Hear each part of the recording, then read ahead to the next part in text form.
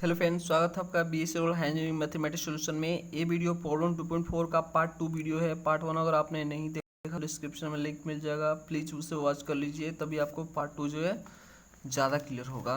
इसमें हम जो 10th नंबर क्वेश्चन स्टार्ट करेंगे, 9th तक हमने कर लिया था। और फ्रेंड्स प्लीज़ सब्सक्राइब कीजिए, चैनल को शेयर कीजिए, जिससे काफ़ी लोगों को नॉलेज पहुँच पाए। 10th नंबर स्टार्ट करते हैं।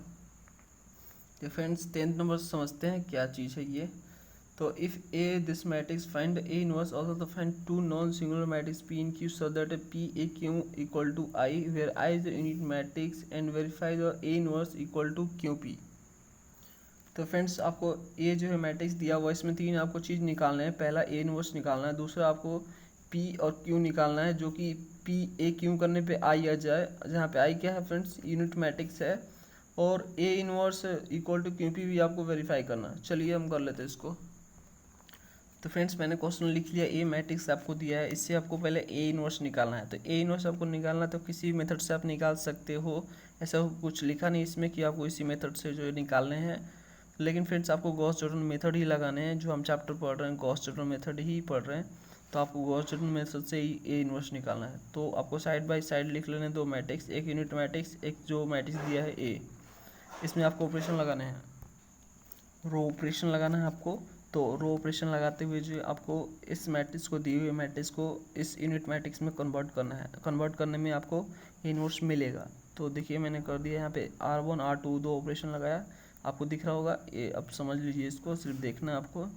और फिर जो है ई आ गया, इसको लगाने के बाद फिर से लगाया तो हमें ये मिला फ्रेंड्स। उसके बाद R2 का फिर से लगाया ऑपरेशन -1, R2 कर दिया। उसके बाद तो ये आया, उसके बाद ये किया तो ये आया। उसके बाद आपस में इंटरचेंज कर दिया इसको अरेंज करने के लिए, ठीक है। R2 R1 को अरेंज इस तरह से इंटरचेंज कर दिया, तो ये हमारा बन गया यूनिट मैट्रिक्स और यूनिट मैट्रिक्स। और इधर जो एक मैट्रिक्स बना जो कि ए इनवर्स होता है। तो फ्रेंड्स हम यहाँ पे ए इनवर्स फाइंड कर लिए। अब दूसरा चीज़ चलिए निकालते हैं। फ्रेंड्स अब दूसरे में चीज़ आपको फाइंड क्या करना है, आपको पी एंड क्यू फाइंड करने हैं, जो कि पी ए क्यू करने पे क्या आ जाए, आई आ जाए, ठीक है। तो इसके लिए आपको एक नोटेशन लिखना होगा, ए इक्वल टू आई ए आई, ठीक है। अब देखो फ्रेंड्स इसको नॉर्मल फॉर्म में लाना है, तो ए मैट्रिक्स पहले इस साइड लिख लेंगे हम, ओके। तो ए आपका मैट्रिक्स जो है देखोगे तो वो जो है आपका ए मैट्रिक्स कितना ऑर्डर का है, तो ये जो है फ्रेंड्स आपका 3/3 का है। तो ये वाला जो आई होगा ये भी 3 का होगा, ये भी 3 का होगा, ठीक है, क्योंकि 3/3 है तो ये 3/3 का होगा, ओके। तो इस तरह से ये है ए मैट्रिक्स, हम इस साइड लिख देंगे जैसे मतलब लिखा हुआ ऐसे लिखेंगे। तो 3 -3 4 2 -3 4 0 -1 1, उसके बाद इक्वल, ठीक है। I3 दिया है, मतलब 3 ऑर्डर का यूनिट मैट्रिक्स 1 0 0 0 1 0 0 0 1, ठीक है। उसके बाद जो ए एच टी लिख देंगे, ठीक है, क्योंकि ए हमने यहाँ पे लिख दिया तो दोबारा से ये नहीं लिखेंगे।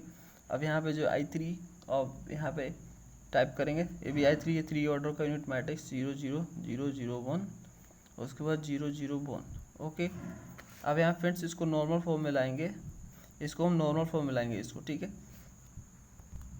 यानी जितने भी एलिमेंट्स है इसको हम 0 करेंगे डायगोनल एलिमेंट को छोड़ के, और डायगोनल एलिमेंट को जो है हो सके तो हम 1 करेंगे, नहीं तो 0 भी कर सकते हैं। 0 होगा तो होगा, नहीं होगा तो हम जो मैक्सिमम इसको 1 करने का प्रयास करेंगे। तो देखो फ्रेंड्स करते हैं, तो हम इसको इसको इसको 0 करते हैं। इसके लिए ऑपरेशन लगाते हैं R1 में से R2, ठीक है। तो फ्रेंड्स पहला हमारा जो नॉर्मल फॉर्म में ये होता है कि जो फर्स्ट वाला होता है उससे 1 बनाते हैं। तो ऊपर वाला में जो A3 है इसको 1 बनाते हैं, तो 1 देखिए बना दिया मैंने। R1 में ऑपरेशन लगा दिया, R1 में से R2। तो जब ये ऑपरेशन लगाऊंगा तो लिखूंगा मैं, देखिए, और 3 में से 2 जाएगा तो यहाँ पे 1 बचेगा, और -3 में से 3 जाएगा तो 0 हो जाएगा, 4 में से 4 जाएगा तो ये 0 हो जाएगा। उसके बाद सारी चीज़ें एज टी लिखी जाएंगी, जैसे 2 -3 4 0 -1 1, ठीक है। अब देखो फ्रेंड्स रो में ऑपरेशन लगाए हो, तो देखो यहाँ पे 3/3 ये पहला वाला रो होता है, दूसरा वाला कॉलम होता है। इसी तरह से ये रो है, ये कॉलम है, ठीक है। तो जब भी रो में चेंजेस होगा, देखिए इसमें रो में चेंजेस हुआ है तो इसमें चेंजेस आपको करने हैं। जब आप कॉलम में चेंजेस करोगे तो इसमें करोगे, ठीक है। तो देखो मैंने रो में चेंजेस किए हैं, तो मैं इसको लिख लेता हूँ, हम चेंजेस करेंगे, ठीक है। तो इसमें जो ऑपरेशन हम लगाए हैं वो ऑपरेशन यहाँ पर लिखेंगे। तो देखो हमने क्या किया, R1 में से R2 को माइनस किया है, तो 1 में से जाएगा 1, 0 में से 1 जाएगा -1, ये 0 में से 0 जाएगा 0, बाकी चीज़ें एज इट इज लिखी जाएंगी 0 0 1, ठीक है। उसके बाद उसके बाद चीज़ें ऐसी रहेगी, इसमें कुछ चेंजेस नहीं करने हैं आपको। इसमें जब कॉलम में चेंजेस होगा तब इसमें चेंजेस होगा 1, ठीक है। और फ्रेंड्स बाकी चीज़ें और जीरो करने का प्रयास करते हैं, तो उसके दूसरा ऑपरेशन लगाएंगे C2 कॉलम में, C2 में से C3 जोड़ देंगे, ठीक है। तो अब देखो यहाँ पे क्या बन जाएगा, कॉलम नंबर 2 को 3 से जोड़ देते हैं, तो ये कॉलम नंबर 2 है 3 को जोड़ देते हैं, तो इस कॉलम में चेंज होगा तो इसमें चेंज होगा, इसमें कुछ नहीं है, एज इट इज़ रहेगा। तो इसमें हम कर रहे हैं, तो देखो 1 2 0 ये एज इट इज़ रहेगा। कॉलम नंबर 2 ये रहा 2, ठीक है, इसमें हम 3 को जोड़ रहे हैं, आपस में जोड़ देंगे, ठीक है। तो यहाँ पे देखो 0 हो जाएगा, ये 1 हो जाएगा और यहाँ पे 0 हो जाएगा, ठीक है। और उसके बाद ये 0 4 1 एज इट इज़ रहेगा। तो यहाँ पे देखो फ्रेंड्स मैंने 1 ला दिया, देखो यहाँ पे भी 1 ला दिया और यहाँ पे भी 1 ला दिया।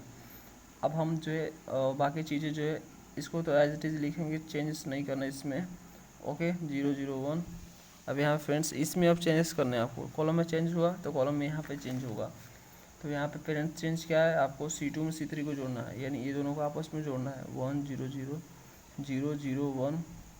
सॉरी फ्रेंड्स यहाँ पे जोड़ना था हमें, ठीक तो है, 0 0 जोड़ दिया 0 आ गया, 0 0 जोड़ दिया 0 आ गया, और 1 1 जोड़ेंगे तो ये फ्रेंड्स लगता है फ्रेंड्स यहाँ पे यूनिट मैट्रिक्स का फॉर्मेट गलत हुआ है। देखो 1 यहाँ पे होता है बीच में, यहाँ पे भी 1 होता है, यहाँ 0 होता है, ठीक है, ऊपर लिख दिया मैंने। अब देखो इसको जोड़ेंगे, इसको जोड़ेंगे तो ये देखो 1 हो जाएगा और ये भी आपका 1 हो जाएगा और 0 हो जाएगा, 0 हो जाएगा, 1 हो जाएगा, ठीक है। क्योंकि ये जो है कॉलम 2 और 3 को जोड़ेंगे तो 0 0 0 हो जाएगा, 0 0 0 और 0 1, फिर से यहाँ पे 1। तो इस तरह से ये हो गया फ्रेंड्स। अब दूसरा ऑपरेशन लगाते हैं, C1 में ऑपरेशन लगाते हैं, C1 में से 2 C2 कर, और C3 में एक ऑपरेशन लगाएंगे, C4 में से हम 4 C2 कर देंगे, ठीक है। इससे जो है हमारा काम हो जाएगा। तो हम लिख लेते हैं यहाँ पे, ये दोनों ऑपरेशन लगा देते हैं। हमारा टारगेट अब इसको 0 करना है, इसको 0 करना, ठीक है, बाकी चीज़ों को 0 करना है कॉलम वाले को छोड़ के।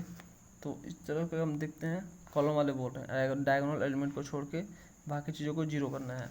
तो देखो 0 करते हैं इसको करने के लिए ऑपरेशन लगाया मैंने। अब यहाँ पर करेंगे तो देखिए क्या आएगा, 1 0 0 हो जाएगा, 0 0 1 0 0 1, ठीक है।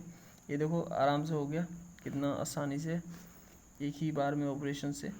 तो उसके बाद जो फ्रेंड्स यहाँ पे कॉलम में चेंज हुए तो इसमें कोई चेंज ना होगा, इसमें होगा, ठीक है। तो 1 -1 0 ये एज इट इज़ रहेगा, 0 1 0, उसके बाद 0 0 1।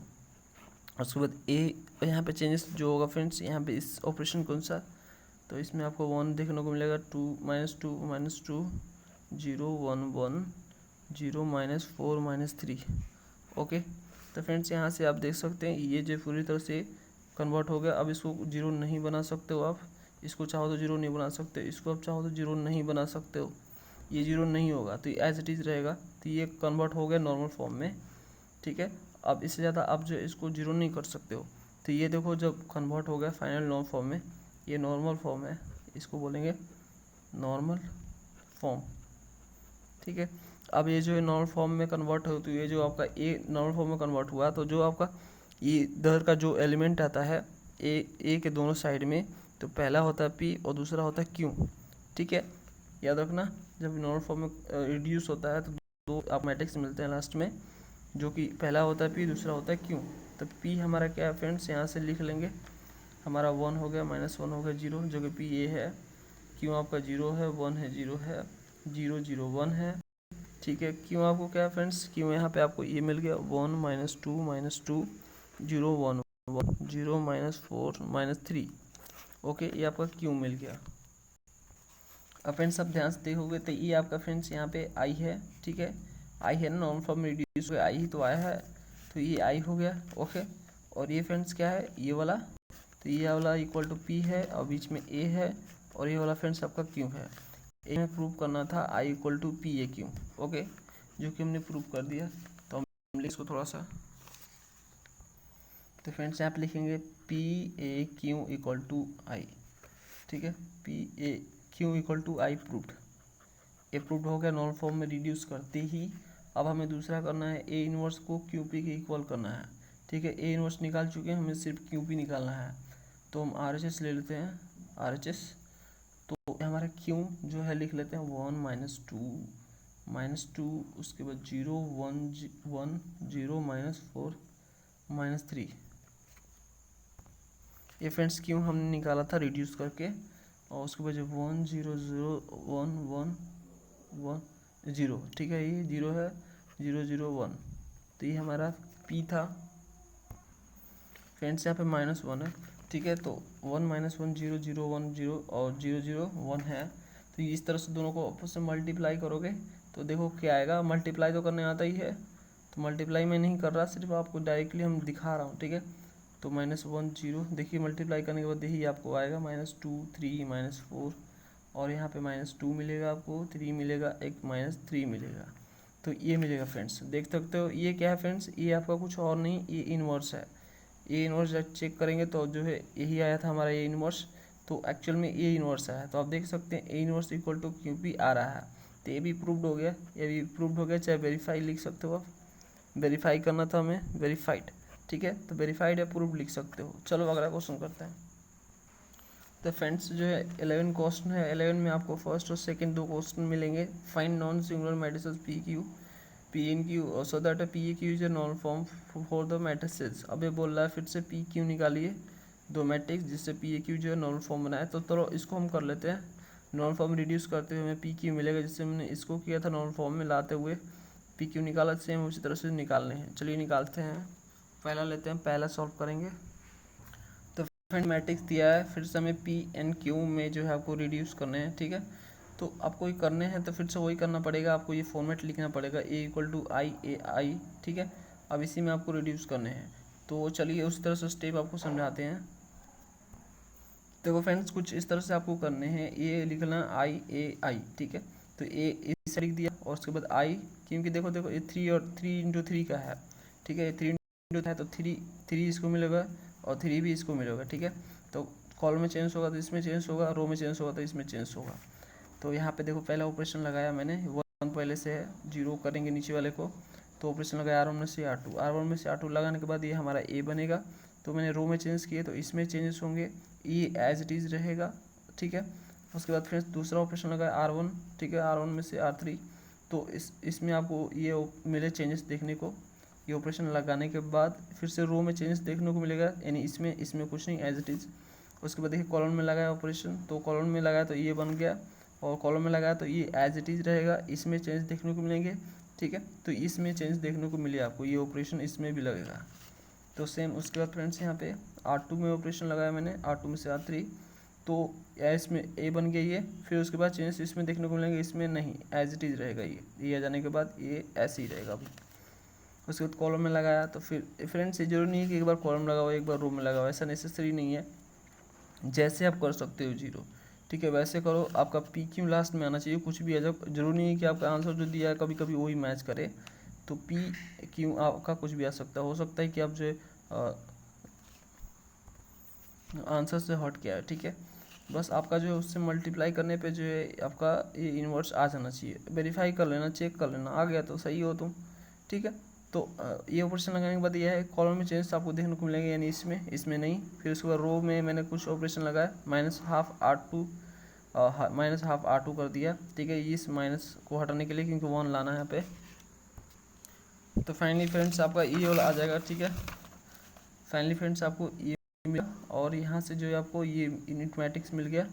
ये नॉर्मल फॉर्म में रिड्यूस है, नॉर्मल फॉर्म है ये, ठीक है। ये रिड्यूस होकर नॉर्मल फॉर्म में आ गया। यहाँ से आपको P मिल गया, यहाँ से आपको Q मिल गया, तो हमें P Q ही निकालना था। तो अब P लिख लो यहाँ से और Q ले लो यहाँ, ठीक है। तो दो चीज़ें मिल गई, आंसर फ्रेंड्स। नेक्स्ट क्वेश्चन करते हैं फ्रेंड्स, 11th का दूसरा क्वेश्चन, ठीक है। इसे आप देख लो, सेम थिंग है, वैसे ही करना, कैलकुलेशन ज़्यादा है, लेंदी करना पड़ता है, तो सेम चीज़ करना है, तो बार बार एक ही चीज़ को क्यों लिखना है। अब देखो ध्यान से देखो, इसमें ये क्या है, कितने ऑर्डर का है, तो 3 × 4 ऑर्डर का है, 3 रो है और 4 कॉलम है, तो 3 × 4 लिख दिया मैंने। यानी हम जब यहाँ पे फिर से A = आई ए आई लिखेंगे नॉन फॉर्म में लाने के लिए, तो फ्रेंड्स यहाँ पे 3 × 4 है, ठीक है, 3 × 4 है, तो 3 इस पहले वाले को मिल जाएगा, 4 दूसरे वाले को मिल जाएगा, ठीक है। तो इसमें यानी 4 कॉलम का आइडेंटिटी 4 यहाँ पे ऑर्डर का आइडेंटिटी मैट्रिक्स बनेगा राइट साइड में, लेफ्ट में आपका 3 ऑर्डर का यूनिट मैट्रिक्स बनेगा आइडेंटिटी मैट्रिक्स। तो यहाँ पे ए लिख दिया मैंने, इक्वल लिख दिया, उसके बाद जो 3 ऑर्डर का यूनिट मैट्रिक्स ये बीच में ऐसे ही रहेगा, फिर उसके बाद 4 ऑर्डर का यूनिट मैट्रिक्स। तो इस तरह से आपको ये पहचानने पड़ेंगे, पहले देख लेना कितना ऑर्डर का है, फिर यहाँ पे लिख लेना पहले वाला जैसे अरेंज में लिखा, जैसे 3 पहले तो पहले 3 दे देना, दूसरे वाले को दे देना 4। इस तरह से आप अरेंज करके लिखना, ठीक है। आप कॉलम में जब चेंज होंगे तो इसमें देखने को मिलेंगे, रो में चेंज तो इसमें देखने को मिलेंगे। तो ऑपरेशन लगा दिया मैंने रो में, पहला 2 ऑपरेशन लगाया R2 और R3 में। तो ये ऑपरेशन लगाया, लगाने के बाद जो कुछ इस तरह से बना, तो रो में लगाया तो इसमें चेंज देखने को मिलेंगे, तो इसमें चेंज हुआ, ये एज इट इज रहेगा। उसके बाद फिर से रो में लगाया तो इसमें चेंज ये हो गए, और रो में लगाया तो इसके कारण इसमें चेंज देखने को मिलेंगे, ए एज इट इज रहेगा। फिर कॉलम में लगाया तो ये हो गया, उसके बाद जो कॉलम लगाया तो इसमें चेंज देखने को मिलेगा, इस ये कांस्टेंट रहेगा, एज इट इज रहेगा। उसके बाद फ्रेंड्स यहाँ पे फिर से ऑपरेशन लगाया कॉलम में, तो हमारा ये वाला बना, ठीक है। उसके बाद जो इसमें चेंज देखने को मिलेगा क्योंकि कॉलम में लगा है, ये एज इट इज रहेगा। फिर से कॉलम में लगाया तो ये बना, और यहाँ से फ्रेंड्स आपको इसमें चेंज देखने को मिलेगा, इसमें नहीं। तो फिर से लगा कॉलम में, फिर से चेंज इसमें देखने को मिलेगा, फिर से कॉलम में लगा, फिर इसमें चेंज देखने को मिलेगा, और इसमें, ठीक है। इस तरह से जो आपस में इंटरचेंज कर दिया इसको लाने के लिए नॉर्मल फॉर्म में, ठीक है, अरेंज कर दिया। आपको याद रहे कि ऐसे ऐसे लाने कॉलम डायगोनल एलिमेंट ही आपके होने चाहिए सिर्फ, और एलिमेंट 0 होने चाहिए, ठीक है। तो डायगोनल एलिमेंट हो सके तो उसको भी 0 कर देना, अगर ना हो तो कम से कम उससे 1 तो ज़रूर करना। तो ये चीज़ें आपको ध्यान रखनी है। तो ये आपका 1 आ गया, बाकी चीज़ 0 हो गई, और ये आपका यहाँ से नॉन फॉर्म हो गया, इससे ज़्यादा इसको 0 नहीं किया जा सकता, और ये एज इट इज़ रहेगा अब, ठीक है। तो ये नॉर्मल फॉर्म है, तो यहाँ पे लिख सकते हैं नॉर्मल फॉर्म है, ओके।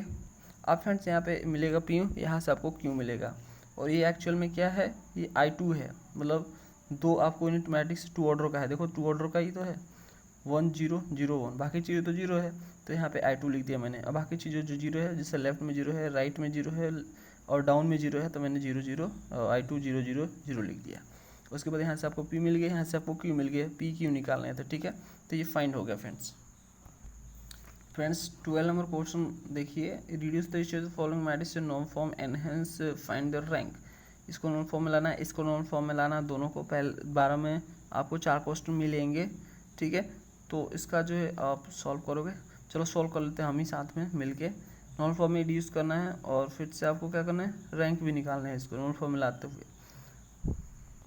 तो फ्रेंड्स ये आपको मैट्रिक्स दिया है 12 का फर्स्ट क्वेश्चन, तो इसमें ए जो मैट्रिक्स दिया उसको ए लेट कर लो, तो ये आपके हैं। अब आपको सिंपली जो नॉर्मल फॉर्म लाने हैं, यानी बाकी चीज़ों को 0 करना है, डायगोनल एलिमेंट को छोड़ के बाकी सारी चीज़ों को 0 करने हैं आपको। और फ्रेंड्स याद रहे कम से कम 1 जरूर करना, अगर 0 नहीं हो पाए डायगोनल एलिमेंट तो कम से कम से 1 जरूर करना है। चलो करते हैं। तो यहाँ पे हम जब ऑपरेशन लगाएंगे तो इसको हम 0 कर देते हैं पहले, तो उसके लिए ऑपरेशन लगाते हैं R3 में लगाएंगे, यहाँ पे R3 में ऑपरेशन लगाएंगे R1 प्लस R3, ठीक है, दोनों को जोड़ देंगे तो ये 0 हो जाएगा ना। तो यहाँ से करने के बाद जो फाइनली हमारा ये आएगा 8 0 0 1 3 0 3 2 0 और 6 2 10, ठीक है। ये आपका आएगा 6 4 10 हो जाएगा। तो फ्रेंड्स नीचे आप देखिए दूसरा ऑपरेशन लगाएंगे, तो हम इसको 1 करेंगे, तो इसके लिए ऑपरेशन लगाएंगे C1 में ऑपरेशन लगाएंगे C1 डिवाइडेड बाई 8, और R1 में ऑपरेशन लगाएंगे R1 डिवाइडेड बाई 10। अब इसको भी 1 करना है, ठीक है, कोशिश करो। तो ये 1 हो गया, तो 10 से डिवाइड कर दिया, 8 से डिवाइड कर दिया, तो फाइनली हमारा क्या आएगा फ्रेंड्स। यहाँ पे देखो हमें PQ नहीं निकालना था, डायरेक्ट नॉर्मल फॉर्म निकालना है, इसलिए हम डायरेक्टली नॉर्मल फॉर्म में ही इसे रिड्यूस कर रहे हैं। 1 0 0 ये हो जाएगा, और ये 1 3 0 3 2 0, और उसके बाद यहाँ पे 6 2 1, ओके। ये हमारा मिलेगा इस ऑपरेशन को लगाने के बाद। और बाकी चीज़ों को 0 करने के लिए ऑपरेशन लगाएंगे, C2 में ऑपरेशन लगाएंगे, C2 में से C1, और C3 में ऑपरेशन लगाएंगे, C3 में से 3 C1, ठीक है। और एक ऑपरेशन C4 में लगाएंगे, C4 में कॉलम नंबर 4, C4 में से 6 C1, ठीक है, ये 6 है 6 C1, तो ये ऑपरेशन लगाएंगे इसमें, जिससे बाकी चीज़ें 0 होंगी। तो फ्रेंड्स ऑपरेशन लगाने के बाद हमारा कुछ इस तरह से बनेगा। फिर से ऑपरेशन लगाएंगे R2 में, रो नंबर 2 में माइनस करेंगे 2R1 से, ठीक है, जिससे 0 हो जाएगा,